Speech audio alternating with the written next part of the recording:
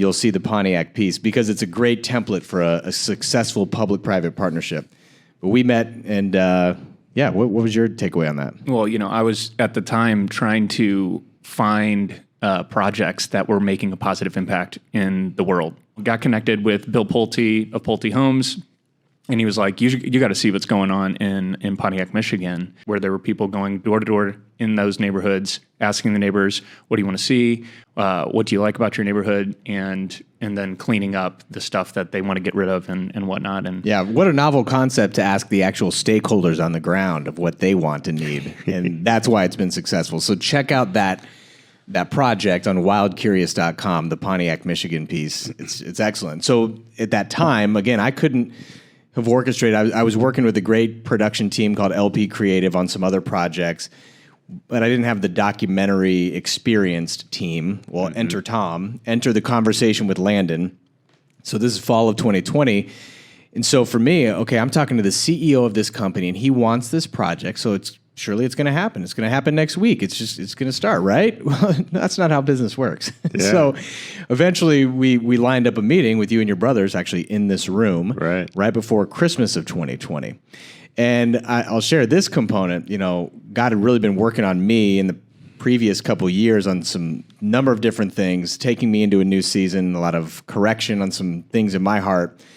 So I had been hearing a name from multiple business networking people would bring up the name Derek Kassebaum. And I said, well, I think I'm going to meet him because I've been talking to the CEO of his company and we've talked about this project. We finally meet. And at that point, I meet you and the brothers and outline the idea of the project and some questions and this and that. I said, well, let's get together for coffee. Mm-hmm. I don't know if you remember this, but you said, okay, but it'll have to be in February. This is December 2020. You said it'll have to be in February because I'm going to Tanzania next week with this St. Louis businessman who just got a gold mine. Like, oh, of course, yeah. Well, let's make it February. That's what everybody does during COVID. Right, yeah. Going to the gold mine, which in its own right is an incredible story that's continuing to play out. That'll be another podcast for another time. Absolutely. But you and I get together for coffee, and I'm starting to share some of the details of my personal story, not going into much detail. Then you open up and just really vulnerably share your story, and my jaw just drops. Yeah.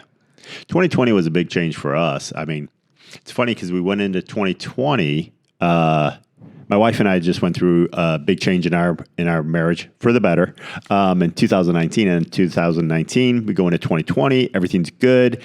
Then March hits. COVID comes, and this other word that hit that you hear a lot nowadays, but you did not hear a lot before COVID, which was pivot. And it's a pivot. And during that time, we were bringing in a new executive team. Landon was, I think, 2 years into it as far as the CEO of our company. And we were going through changes in our marriage and stuff like that.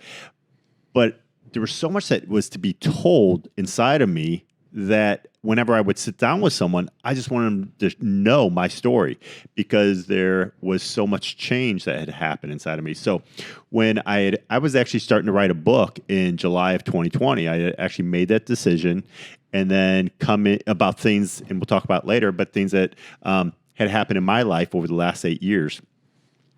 I met with a lady named Nancy Erickson who helped me write the book. She was my editor.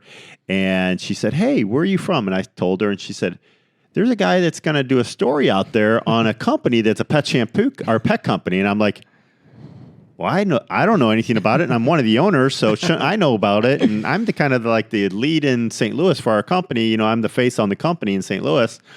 And I said, who is it? And one thing led to another. And I contacted Landon and I said, so what are we doing? And he said, no, just contact John. And you and I had the opportunity to sit down. And I was sitting with you to get an understanding of what you were wanting to do with our company. And what I wasn't realizing what was happening is I was building a deep friendship with a guy.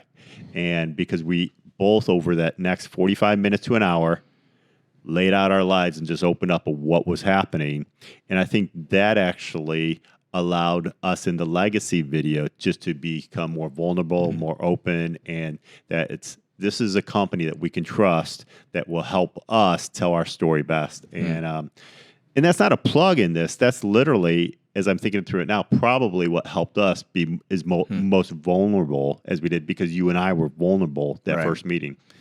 Yeah, and I give you the credit because I was being pretty vague, and you then really laid it out, and I was like, okay, now I'm going to lay it out too. And I shared with you a verse that I was saying at the time I'm going to get tattooed, and I said, Proverbs 3, 5, and 6, trust in the Lord with all your heart. Don't lean on your own understanding. Acknowledge him in all your ways, and he will make your path straight or direct your steps. And you said, do you remember right after I mentioned that verse? I knew that I had just been preaching on that or something like the that. day before. Yeah. Yeah. You said, that's right. yesterday I just gave a whole talk A whole seminar on that. Yeah. based on those two verses, and I'm like, all right, this is That's right. this is too much in a good way.